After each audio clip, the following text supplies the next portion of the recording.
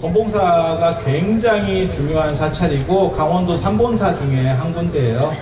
그래서 여기하고 금강산 안쪽에 우점사하고 그다음에 오대산 월정사하고 이게 한 집안이었습니다. 그래서 하남노 스님께서 3본사 수련소 같은 걸 하실 때도 이 3본사가 연합해서 냈었고요.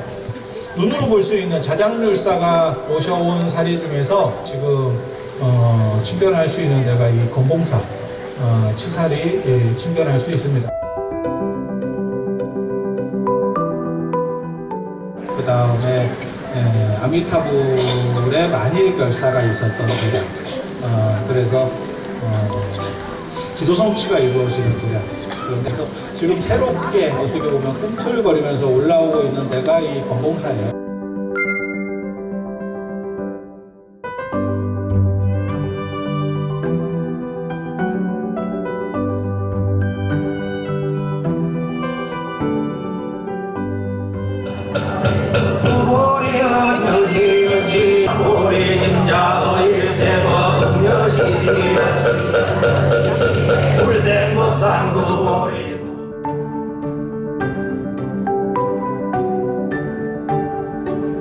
오늘 건봉사 잘 다녀왔습니다. 건봉사 강원도를 대표하는 세 개의 큰 절, 그리고 갈 수 있는 절 중에서 금강산 절이에요. 여러분이 그러니까 오늘 금강산을 갔다 오신 겁니다. 금강산, 이름이 아름다워 금강이라네. 금강이라고 하는 게 긍정적인 의미로 쓰일 때도 있고 부정적인 의미로 쓰일 때도 있습니다. 그래서 부정적인 의미로 쓰일 때는 단단하기 때문에 지옥이라는 의미로도 쓰여요. 그래서 철이 금강에 떨어지지 않기를 이라고 나오는 대목이 있죠. 법화영 같은 데서도 금강에 떨어지지 말라 라고 하는 대목이 나오는데 거기서는 지옥이라는 의미예요. 그리고 단단하기 때문에 어떻게 보면 지옥을 감싸는 소재로도 철이산이 금강으로 되어 있대요. 철이산이. 예, 그리고 그 철이산에 지옥이 있어요. 그래서 철이금강이라고 하는 말이 있고, 또 좋은 것도 금강이라고도 하고, 그런데 거기서는 이제 불교적으로 나중에 윤색이 되는 겁니다. 금강반야 이렇게 얘기하잖아요. 그럴 때는 단단한 걸로 모든 나쁜 것들을 깨부시는 이런 의미로 쓰일 때 그렇게 씁니다. 그래서 원나라 간섭기 초에 이 오대산을 본따서 만들어지는 게 금강산이에요. 실제로 제가 그런 걸 가지고 논문도 쓰고 다 했거든요. 그래서 아까 제가 건봉사에서 잠깐 말씀드렸었는데 당나라 때, 당나라가 세계제국이 됐을 때 당나라 입장에서 동쪽에 정동진 같은 그러한 성지를 개착한 게 어디냐면 오대산입니다. 지금 현재 우리가 있는 오대산 문수성지를 개착을 했고, 원나라 때 또 엄청나게 큰 세계제국이 만들어져요. 그리고 원나라가 끼친 영향도 상당히 크거든요. 몽고라는 게 그 전에 제국들이 다 쪼개져 있을 때는 서로 나라들을 통과하기가 쉽지가 않은데 몽고가 한번 떨치고 일어나서 모두 이렇게 하나로 연결하는 그런 길을 만들어냈죠. 몽고라고 하는 게. 그래서 지공스님도 인도 분이 중국까지 오시기도 좋았었고, 그리고 또 어떤 점도 있냐면, 마르코 폴로도, 원나라까지 오기가 좋았죠. 그래서 그때 무역 루트들이 많이 이렇게 개방이 돼요. 그리고 그때 맨 동쪽에 있는 나라의 성지, 불교 성지를 하나 만들어야겠다라고 하는 게 금강산입니다. 금강산. 그래서 금강산이 원래부터 불교 성지인 줄 아는데 사실은 그렇지 않아요. 그리고 금강산에서 희한한 이야기를 금강산에 사는 스님들이 만들어내기 시작합니다. 그래서 금강산에 와보면 뭐 지옥이 안 떨어진다는 둥, 지금 오늘날 그런 식의 이야기를 계승하고 있는 건 봉정암입니다. 그래서 뭐 3번을 와야 된다는 둥, 그게 원래 금강산이 원조입니다. 그리고 금강산이 아니고 원래 거기가 개골산 이렇게 보시면 될 거예요. 그래서 금강이라고 하는 게 변형된 이름이에요. 변형된 이름이고, 그리고 그 안쪽에 이제 동단 거점으로서 그때는 오대산은 문수보살, 금강산은 법기보살이에요. 법기보살, 단무갈보살, 법기보살. 여러분 다 처음 들어보시면 뭐 정상적인 거고, 한두 번 들어보셨으면 저한테 들어보셨을 겁니다. 잘 모릅니다. 잘 모릅니다. 이유는 한국에밖에 없는 신앙이에요. 불교 신앙 중에서 유일하게 우리나라가 원조인 거예요. 원조. 그래서 굉장히 특이합니다. 이 문수보살 오대산 있잖아요. 체인점입니다. 우리 체인점. 그래서 산서성 오대산이 본점. 그리고 우리는 체인점. 보타락가산 여기서 조금 더 위쪽으로 저 동쪽으로 가면 우리 그 낙산사 있잖아요. 그것도 체인점입니다. 영파 쪽에 가면 거의 보타락가산이 있어요. 그래서 그쪽 체인점. 다 이렇게 체인점, 가맹점 이렇게 하는데 금강산은 우리 거라는 거. 그래서 그 금강산이 나중에는 막 치고 올라갑니다. 엄청나게 치고 올라갑니다. 그래서 원간섭기 때 원나라 뭐 승상이라든지 뭐 기왕후라든지 이런 분들이 계속해서 금강산에 불사들을 해요. 그래서 금강산이 동쪽을 대표하는 최고 성지 중에 한 군데로 이렇게 올라오게 되고, 그래서 금강산에는 진짜 큰 절들이 굉장히 많았던 것 같아요. 뭐 저도 모르겠어요. 그게 이제 4가지 큰 절, 장안사, 그 다음에 표운사, 신계사, 유점사. 유점사가 제일 큰 절입니다. 그리고 그 유점사도 문수보살의 영향을 가지고 시작하는 절이에요. 그렇게 되는 이유는 이 오대산 영향 때문에 그렇게 들어가는 거예요. 그래서 문수보살이 53불, 부처님 53분의 부처님을 인도에서 이렇게 파견 보냈어요. 그게 이제 유점사의 시작입니다. 유점사의 시작. 굉장히 재밌는 스토리예요. 그게 이제 고려시대 때 민지가 지은 유점사 사적기에 보면 그런 이야기가 나옵니다. 그래서 그렇게 되는 데고, 그래서 전에 제가 그런 얘기 드렸었는데, 금강산하고 오대산하고 그 다음에 연천의 보계산, 원심원사, 석대암 있는 원심원사, 그 3군데에 살면 사막도에 떨어지지 않는다. 지옥아기 축생에 떨어지지 않는다. 여러분이 오늘 2군데에 지금 이렇게 한 방에 2곳을 찍고 계신 겁니다. 그래서 여러분들은 아마 지옥아기 축생에 떨어지지 않을 거예요. 오늘 등공대 올라가신 분 계셔요? 네. 손 한 번만 들어. 아유, 진짜 대단하신 분이에요. 거기가 하늘로 올라가는 천국의 계단이 있는데요. 그거 보셨습니까? 천국의 계단? 네. 되게 거기가 그쪽이 발증화상이 이제 아미타불 만일 결사를 해서 거기를 이제 승천하는데 그 주인공이 웅면이라고 하는 노비예요. 노비, 여성 노비.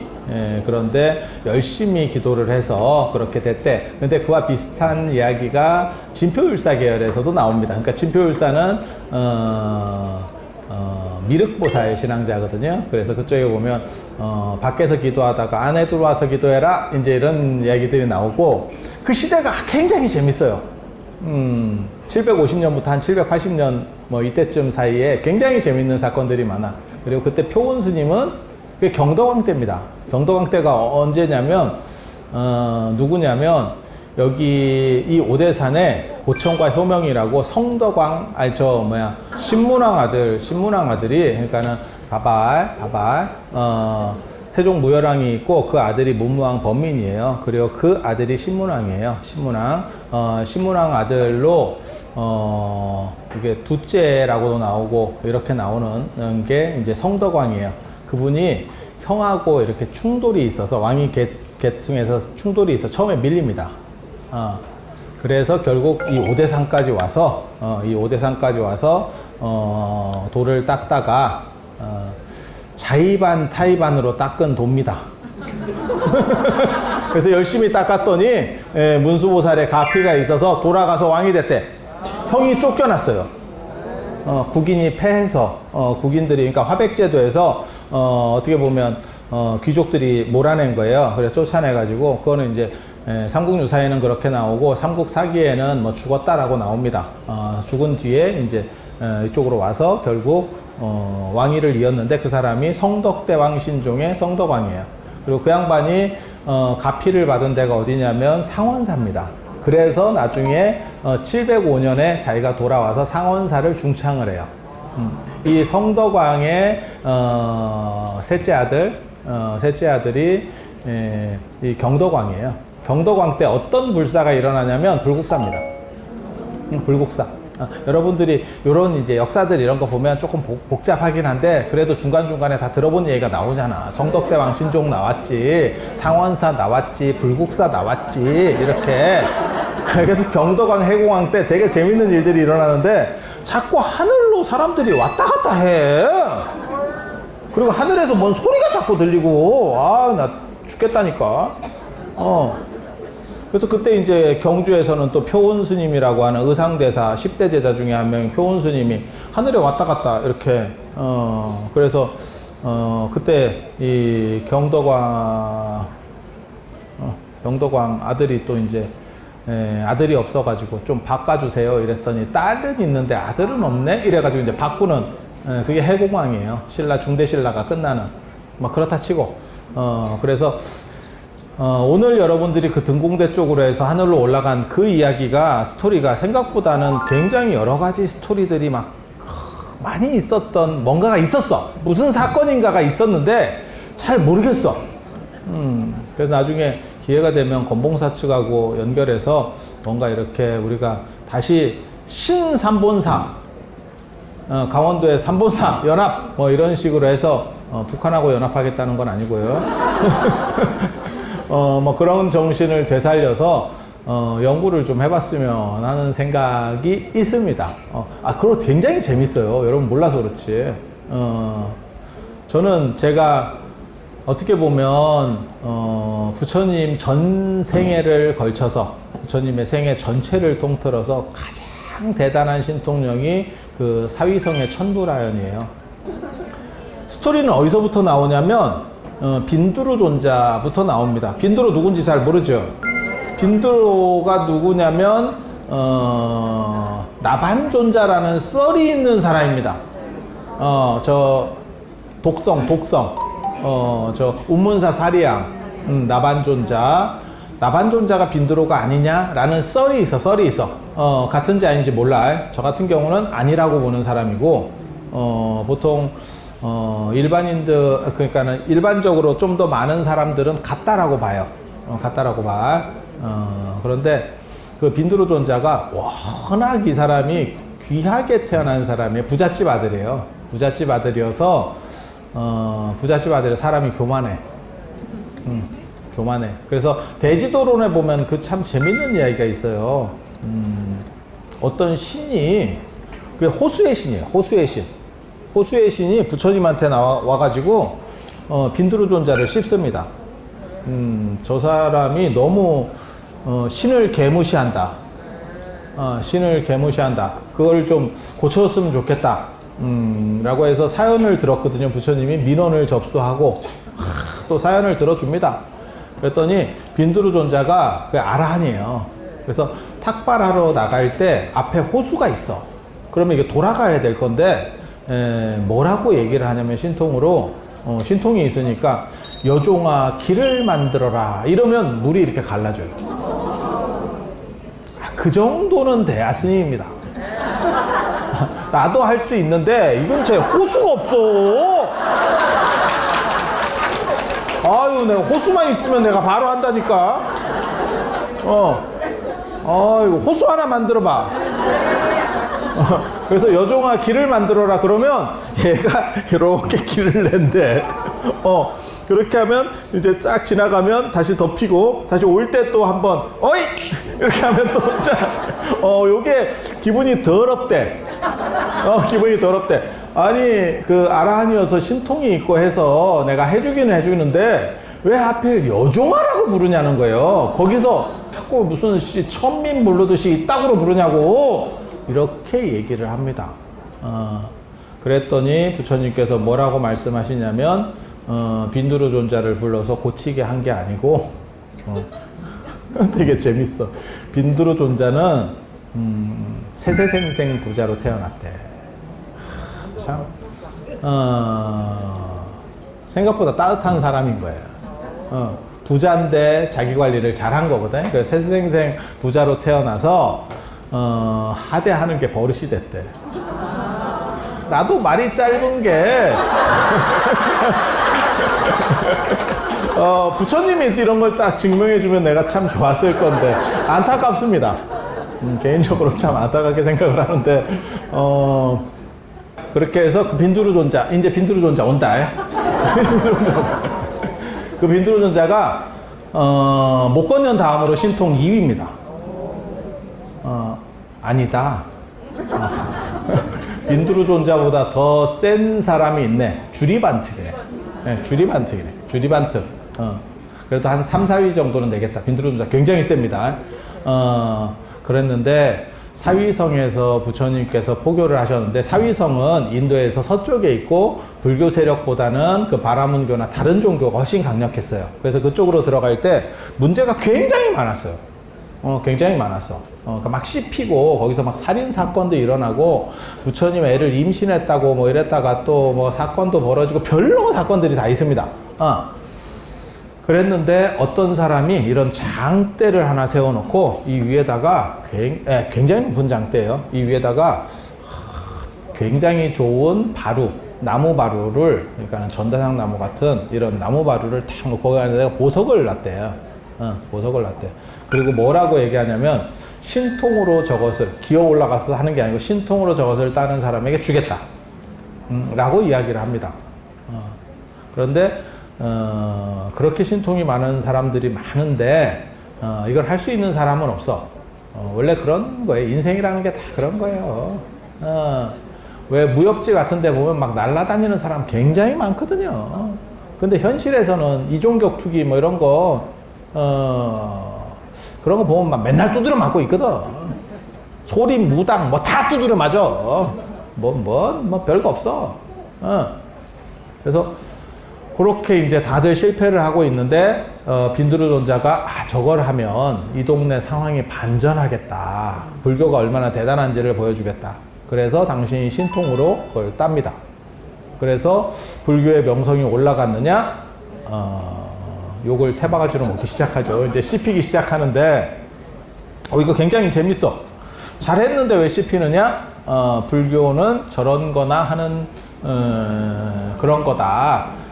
잡술, 사술 이런 거다. 차력하고 있다. 뭐 이런 식으로 씹는 거예요. 이게 씹기 나름이거든 사실. 그래서 부처님께서 뭐라고 말씀하시냐면 앞으로 제자들은 신통을 부리지 마라. 앞으로 승려들은 신통을 부리지 마라. 이렇게 얘기를 합니다. 이렇게 말씀을 하셔요. 그랬더니 이제 또 득달같이 그놈들이 신통으로 한번 뜹시다. 이렇게 이제 신통으로 겨루자는 또 이야기를 해요. 아유, 또 막 복잡해요. 그렇게 해서 부처님이 나중에 피하다 결국 받아줘요. 그럼 그렇게 하자. 그렇게 해서 어디로 결투장소를 잡았냐면 망고나무 동산입니다. 그래서 내가 그 망고나무 동산에서 언제 보자. 그리고 그 망고나무로 거기에 있는 망고나무를 가지고 내가 신통을 부리겠다. 라고 말씀을 하셔요.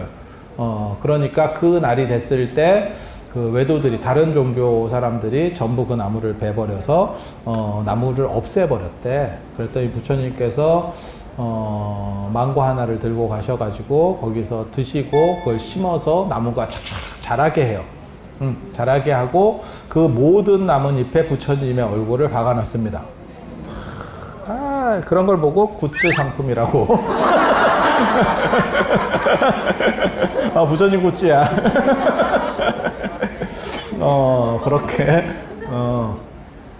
그렇게 된 거예요.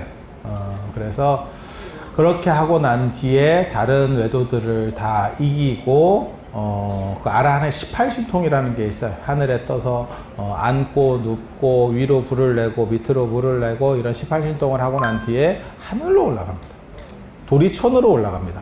그래서 어머니에게 3개월 동안 설법을 하시고, 그 올라갔었던 데가 바로, 첨부라연 탑이 있는 곳이에요. 그래서 제가 인도에 가면 저는 거기 그 첨부라연 탑이 지금도 남아있거든요. 인도 가보신 분들 아실 거예요.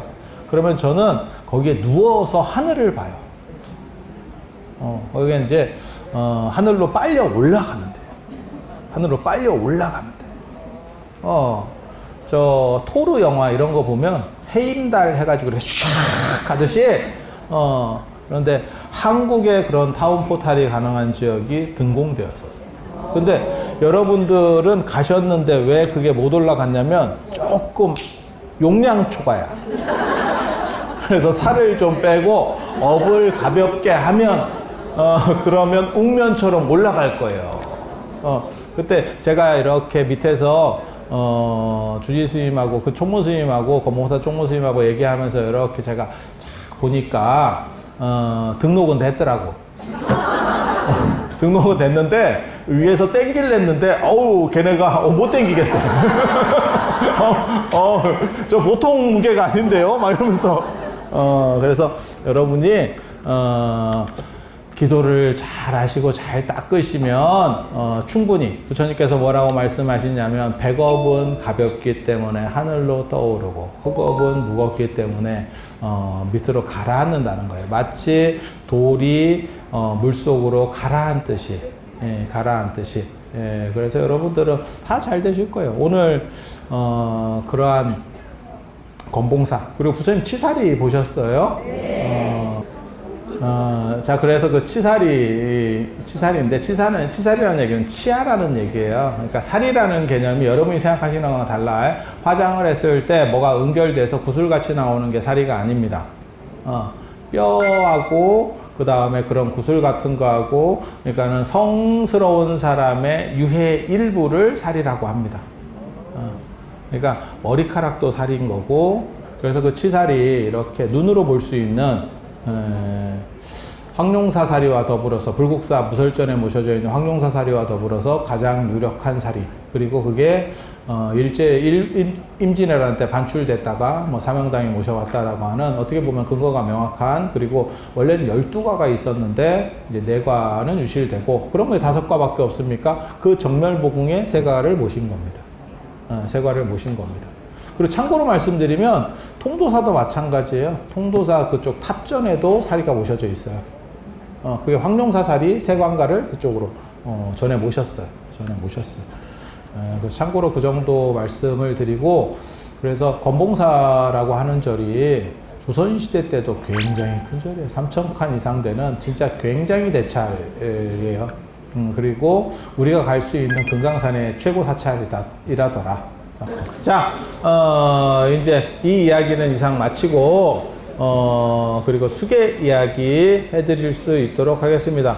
수계는 스스로를 올바르게 하려고 하는 게 수계예요. 그래서 사람이, 살다 보면, 좀 안 좋은 일도 할 수 있는 거고, 좀 험한 말도 할 수 있는 거고, 다 그렇지 않겠어요?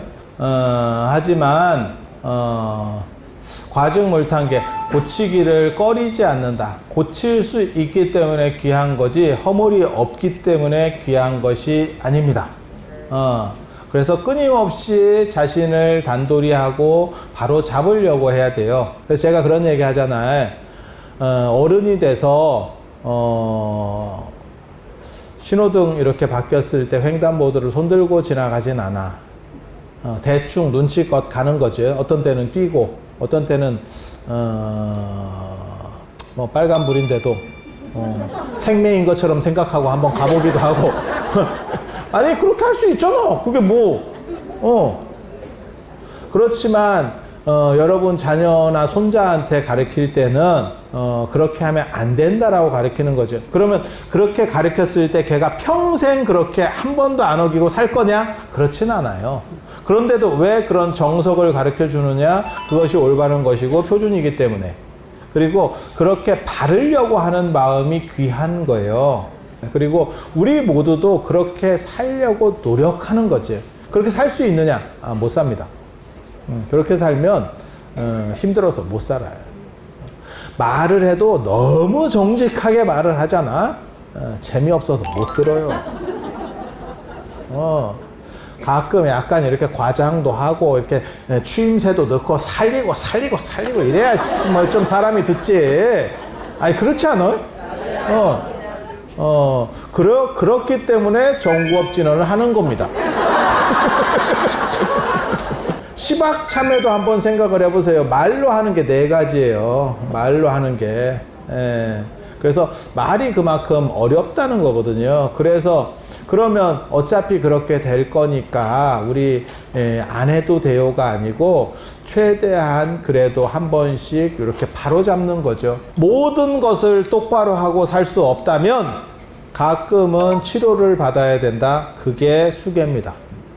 그래서 수계라고 하는 것은 내 스스로 올바로 살려고 하는 노력, 그 다음에 마음 자세. 그래서 그렇게 하면 안 된다라고 하는 것들을 조금씩 쌓아가면서 내가 올바르려고 하는 마음. 저는 그게 굉장히 귀하다고 생각하는 거거든요. 자, 그래서 나홍 스님.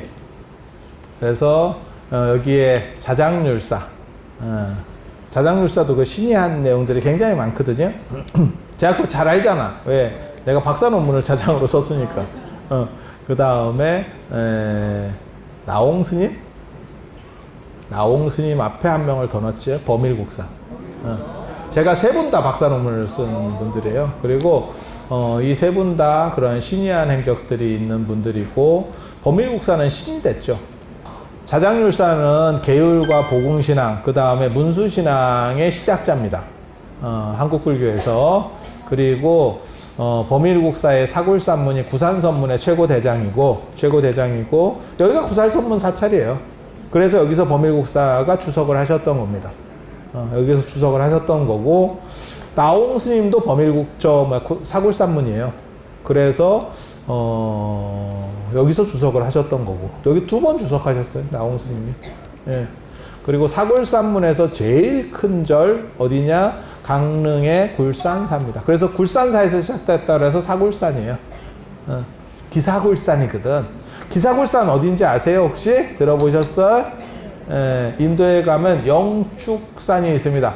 법화경을 설법하셨다는 영축산. 그 영축산이 인도말로 기사굴산이에요. 그래서 인도의 영축산이 있듯이 동쪽에 부처님의 정신을 이은 그 어떠한 흐름, 정신적 흐름이 바로 사굴산문이라고 보시면 돼요. 그런데 그 굴산사는 사라졌고, 나중에 기회가 되면 제가 여러분을 모시고 그 굴산사를 한번 참배를 드리러 갈 겁니다. 오늘 건봉사도 굉장히 큰데, 건봉사 상당히 그 위에 이렇게 이렇게 보셨어요? 되게 큽니다. 그러니까 3,000칸이 넘었다라는 얘기가 나오는 거예요. 3,000칸이라고 하는 거는 기둥에서 기둥 사이를 한 칸이라 그래요. 한 칸. 공간으로 얘기할 때는 칸이라고 얘기하고, 요 기둥에서 요 기둥, 요게 한 칸이야. 여기서 여기 한 칸. 옛날 건축은 이렇게 넓게 못 뛰어. 이렇게 넓게 뛰면 무너져. 이렇게 넓게는 못 뛰어. 그래서 옛날에는 이거보다 작아. 그러니까 대웅전이나 이런 큰 건물을 이렇게 넓게 띄우는데, 그렇지 않으면 일반 요사체나 이런 데는, 어렸을 때 시골 이런 거 가보셨잖아. 그러면 좁아. 그래서 3,000칸이라도 그렇게 크진 않아. 그런데 그걸 공간적으로 얘기할 때는 칸이라 그러고, 그 다음에 길이만 가지고 얘기할 때는 간이라 그래. 자, 그렇게 해서 건봉사 대단한데, 굴산사에 가시면 이게 다 절터예요. 이 말 나온다. 이 말 나온다. 진짜 커, 진짜 커. 진짜 커. 그래서 나중에 한번 뭐 메시고 가든지, 뭔가 복을 지을 수 있는, 그리고 그런 구조를 한번 제가 연구를 해보겠습니다. 그리고 그 강릉에 있어요. 그리고 이 굴산, 사굴산문에 가장 지금 현재 남아있는 절 중에 큰 절은 송광사입니다. 송광사.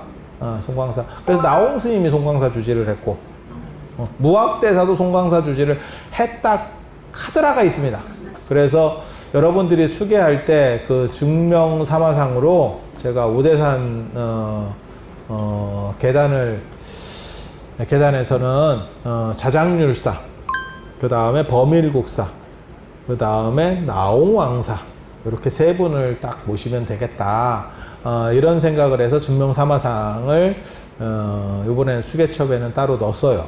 그래서 그분들이 이렇게 하게 되면 어떤 일이 벌어지느냐, 부처님 이래로 쭉 어떻게 보면 승가에 좋은 기운이 내려오는 거, 좋은 기운이 내려오는 거, 그 좋은 기운이 내려오는 데다가 여러분들이 붙이는 거예요. 여러분 혹시 그런 얘기 들어보셨어요? 요즘은 잘 없는데 예전에는 팔자가 좀 센 애들이 태어나면 절에 판다라는 이야기가 있었어요. 들어보셨어요? 절에 어떻게 파냐면 파는 방법이 여러 가지가 있어요. 그래서 동자승처럼 만들어서 수계를 해주는 경우도 있고, 그냥 스님한테 승복이나 가사장삼을 해드리고 판 걸로 퉁 쳐주세요, 뭐 이러는 경우도 있어. 아니야, 진짜 있었다니까. 여러분이 조금 옛날 생각을 해보시면 제 얘기가 맞을 거예요. 그런 얘기들이 있어. 그거를 누가 시작했냐면, 그걸 동아시아에서 시작한 게 어떻게 보면 현장 스님이거든요. 제가 그걸 찾아낸 사람인데, 그 기록을 찾아낸 사람인데, 당고종 이치가 몸에 병이 있어서 그게 가족력으로 내려갈까봐를 걱정을 해. 그래서 지금도 장안, 예전에 장안, 지금 서안에 가면 그게 태극궁에 있다가 거기가 약간 습져요. 그래서 대명궁으로 이제 새로 건설해서 옮기고, 그 대명궁 유적지만 가지고도 유네스코 세계 문화유산에 들어가 있습니다. 엄청난 유적지예요. 당나라가 그 당시 장안과 수도권 인구를 합치면 200만이었습니다. 그 당시 런던이 5만이야. 200만이야, 200만. 그래서 가족력으로 자식에게 안 좋은 병이 내려갈까를 걱정을 하니까 현장 스님에게 그거를 의뢰를 해요. 어떻게 하면 해결할 수 있습니까? 그랬더니 머리를 깎고 절로 출가를 시켜라 라는 이야기를 합니다. 그래서 제가 그 얘기 해드렸었는데, 전에도 우리가 지금까지 어린애를 낳았을 때 삭발을 하는 풍속이 거기서 나왔다. 삭발해주는 풍속이 거기서 나왔다. 그런데 나중에 불교시대가 끝나면서 걔가 결국은 황제까지 올라가요. 그게 걔 이름이 불광왕이에요. 황제의 아들이니까 무조건 왕이거든요. 왕에서 시작이거든요. 불광왕, 부처님 광명의 왕. 그 불광왕 이연이라고 하는 분이 결국 황제가 되고, 그게 이제 널리 퍼짐으로 인해서 황제가 그렇게 해서 됐다더라 라고 하니까 사람들이 다 따라하게 되고, 그래서 삭발하는 풍속까지 나오게 되는 거예요. 그래서 부처님의 좋은 기운을 놔서, 그러니까 가족으로부터 내려오는 기운이 있고, 그거 있잖아. 왜? 보면 지혜비 닮았잖아. 그게 가족으로부터 내려오는 기운이지. 어떤 부분은 야, 저거는 할머니 닮은 것 같은데. 진짜 재밌는 거 그거 있잖아. 저도 가끔 그런 사람 보면 되게 놀라운데, 어른들이 봤을 때, 아기를 봤는데 지 아버지 어렸을 때랑 똑같이 생겼지. 그리고 자는 모습도 똑같아, 이 자식이. 그런 거 보면 되게 재밌지 않아요? 야, 저게 안 닮은 것 같은데 딱 지 애비 키울 때 딱 그 모습인데, 라는 생각이 있어요. 그럼 들 때가 있어. 그래서 그게 이제 가족으로 내려오는 어떤 흐름이지. 근데 이 흐름이 좋으면 모르는데 때론 안 좋은 흐름도 있다는 거예요. 좀 약한 거지. 그랬을 때 사주나 이런 데서는 뭐라고 얘기하는 거냐면 이런 기운과 다른 외국으로 유학을 보내세요. 뭐 이런 얘기가 나와. 물 건너가면 판이 바뀜으로 해서 그 에너지가 연결이 잘 안 된다더라. 그렇게 그런 썰이 있습니다. 썰이. 근데 불교에서는 어떻게 얘기하는 거냐면 그런 안 좋은 것들을 막아내는 방법으로 부처님의 좋은 기운, 승가의 좀 좋은 기운을 하면 그걸 연결시켜 주면 나쁜 거는 줄어들고 좋은 쪽으로 발전할 수 있다는 거지. 그래서 수계라고 하는 게 여러분들 같이 연세 드신 분들이 조금이라도 그래도 초하루 보름을 보는 것도 수계랑 똑같은 의미라고 보시면 돼요. 그래도 한 달에 2번이라도 달이 차고 기울 때 내가 조금 더 맑혀보겠다 라는 정신. 그래서 여러분들 같이 연세 드신 분도 조금 바르게 살아야겠다, 올바르게 해봐야겠다 라는 생각을 가지면 수계. 그리고 애들이나 이런 경우 좀 많이 해줘야 돼요. 이런 경우. 왜? 그런 얘기 못 들어보셨어요? 산삼도 어렸을 때 먹어야 약발이 받는다더라. 왜 당고종 이치는 왜 자기 아들을, 어린 아들을 출가시켰을까? 어렸을 때 해야 호미로 막을 거 가래로 안 막고 싹 넘어가는 거예요. 이 일에 기미가 있을 때, 사건이 조금 이렇게 벌어졌을 때 잘 메꾸면 큰 일을 당하지 않죠. 그래서 어린 자녀분들 권해드립니다. 어린 자녀분들 권해드립니다. 그리고 돌아가신 어른들을 위해서 내가 조금이라도 좋은 마일리지를 쌓아드리고 싶다 라고 하면 그게 추선공덕이라고 하는 거예요. 그래서 여러분들께서 많이 동참을 하셔서 주변과 이웃을 다 맑히고, 가장 중요한 건 나 자신이 행복해지고 내 가족의 일이 잘 되는 게 첫째입니다. 바둑에도 그런 말이 있어요. 아생연후의 살타라고, 내가 먼저 산 뒤에 내 주변을 살피고 뭘 어떻게 하는 거지. 근본이 흔들리는데 내가 이렇게 휘청휘청한데 밖으로 이렇게 확장하는 거를, 그런 걸 보고 뭐라고 합니까? 오지랖이라고 합니다. 그래서 근본을 밝히고 여러분들의 정신을 목욕시키는 심신의 재개 중에서 몸은 재개를 하지만 정신을 언제 재개하겠습니까? 그거는 6월 달에 월정사에 오시면 대형 목간탕을 만들어서 제가 이렇게 돌려드리도록 하겠습니다.